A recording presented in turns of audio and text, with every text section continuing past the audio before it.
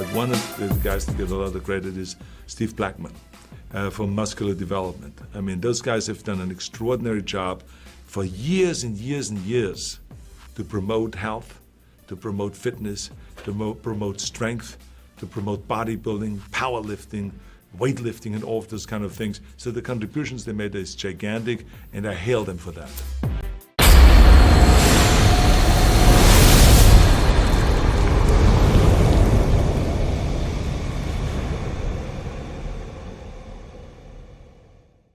Hi, Rosie Rascal here with MuscularDevelopment.com. We're here at the Arnold Europe 2017, and I am with one of my personal favourite bodybuilders, Cedric McMillan. Hi, Cedric. Hey, how are you? I'm really good. I'm so excited to speak to you today. Absolutely love your physique and your style. So, first of all, if possible, could you tell us how you experienced it? It was only last week the Olympia was going on, the biggest show in the world. Yeah. How did you feel it went for you? Well, it was a horrible experience for me. I think it probably was the worst it could have gone, considering how I looked a few days, even the day before I got there, the day I got there. Yeah, it was an embarrassment for me. I'm sorry to hear that. Was that like stress with traveling, or just one of those things the body just didn't accept? I wasn't stressed at all, man. I felt fine. It was just, I don't know, man. I'm not sure if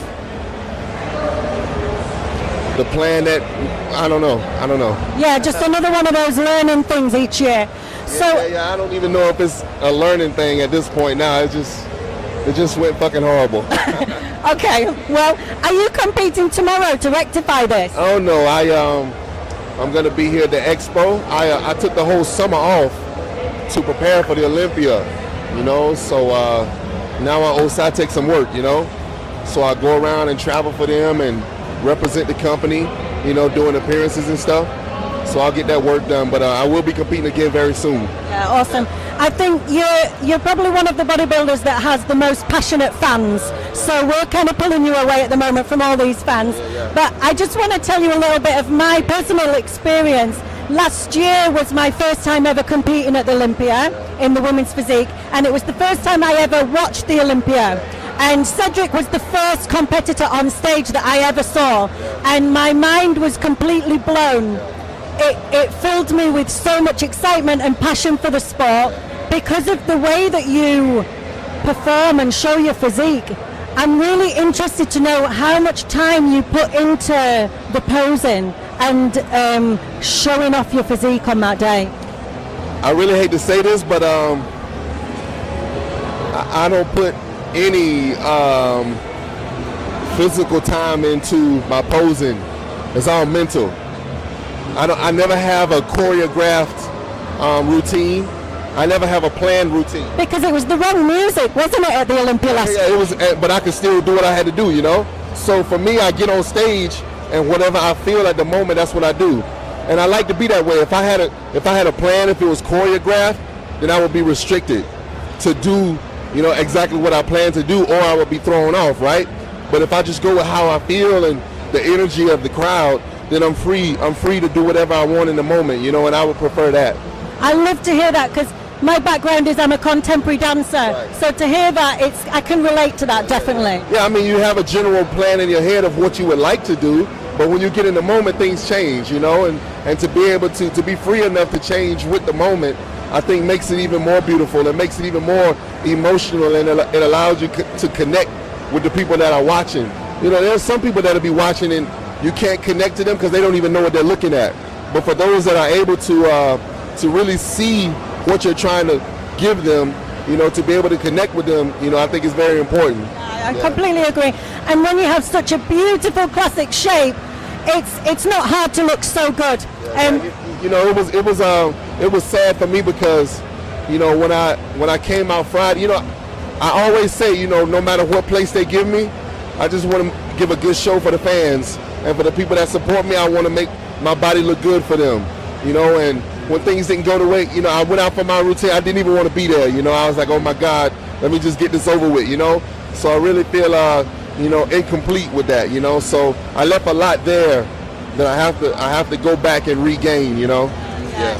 And also, I think one of the reasons people love you so much is because of your passion that you're displaying right now.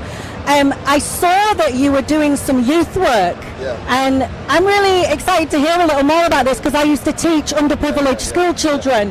How's that all going? Yeah, which it comes to another sad point because I went to the Olympia late, right? Like I didn't fly until Wednesday because I need to train my kids on Tuesday.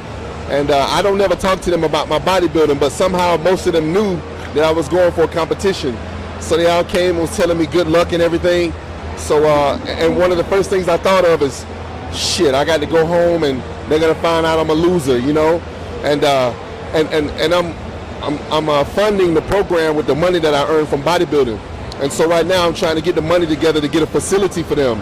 So I said, hopefully I go to the Olympia, I do well, I have some money, I can start building this facility, And so everything goes wrong, so I come home with nothing, So, but when I came home, we went to training and I think the kids forgot about the show, they never even mentioned it. So, their energy and their innocence, allowed me to forget about it for a minute, you know what I'm saying? But, but when it comes to what I know I owe them and what I have to do for them, it makes me so hungry to make the necessary changes to go and fix everything, so that's what I'll do. Yeah, I'm really so much respect for that. It's really good to see someone from the bodybuilding industry really using that sort of power for something so great, And so what's next? Next year, obviously, and then hopefully you can rectify some of the feelings of negativity this year. Yeah, I think I'm going to compete again this year in one of these shows before the year's up. Like I said, I have some work to do with SciTech, but I'm gonna compete again. It's almost as if I feel I owe a real big apology for the people. Listen, man, people get in fights about me, right? Like they love me so much. Cedric is the best, and they fucking, I agree, right? And I owe them. So I have to rectify this shit, So I'm really hungry to get going again and make everything better.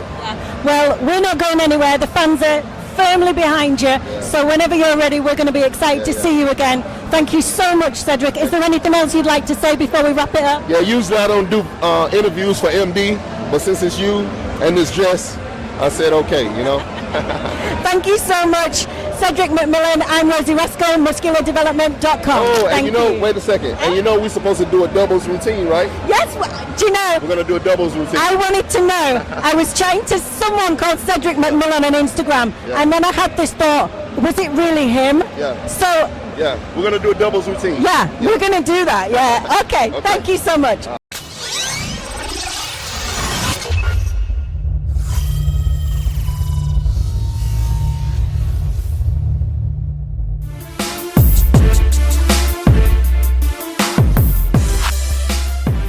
But one of the guys that get a lot of credit is Steve Blackman from Muscular Development. I mean, those guys have done an extraordinary job for years and years and years to promote health, to promote fitness, to promote strength, to promote bodybuilding, powerlifting, weightlifting, and all of those kind of things. So the contributions they made is gigantic, and I hail them for that.